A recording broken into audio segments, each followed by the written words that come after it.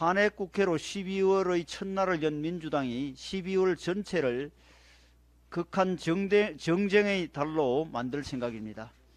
정기국회 마지막 날인 12월 8일에는 쌍특검법을 강행 처리한다고 하며 정기국회가 끝나면 곧바로 임시국회를 열어 서울 양평 고속도로 의혹, 최상병 순직 사건, 오송 지하차도 참사에 대한 국정조사를 추진할 계획이라고 합니다.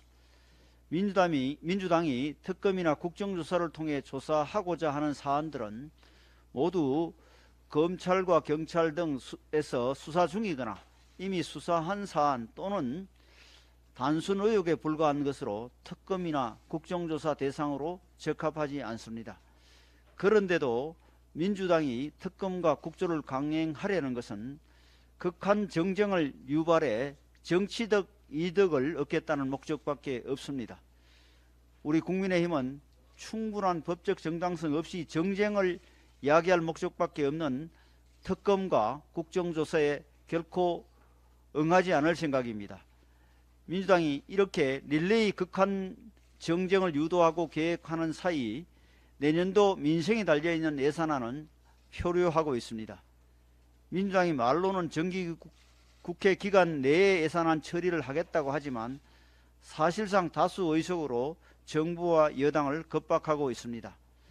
민주당은 정부 예산안에 대해 2개의 수정안을 준비해 놓았다고 하며 감액과 정액이 다 포함되어 있는 수정안과 감액 예산안이 있다고 합니다. 그러면서 자기들의 정액 요구가 받아들여지지 않으면 감액안만 가지고 통과시키겠다는 것입니다. 정부 예산안이란 집권에 성공한 정부가 국민께 약속한 국정 철학과 국정 방향을 실현하기 위한 재정계획입니다. 정부 예산안에 대한 부분적인 수정은 가능하지만 민주당처럼 정부 예산안에 대한 대규모 수정을 요구하는 것은 정부의 예산 편성권을 부정하는 것이고 예산마저 탄핵하겠다는 것과 다름 아닙니다. 아무리 다수 의석을 가지고 있다고 해도 할 일이 있고 하지 않을 일이 있습니다. 민주당이 이렇게 분수에 넘치는 일을 매일같이 한다면 국민의 준엄한 심판을 면치 못한다는 것을 명심하시기 바랍니다. 민주당이 정기국회 회기 내에 예산안을 처리하겠다는 것만큼 우리 당도 입장이 다르지 않습니다.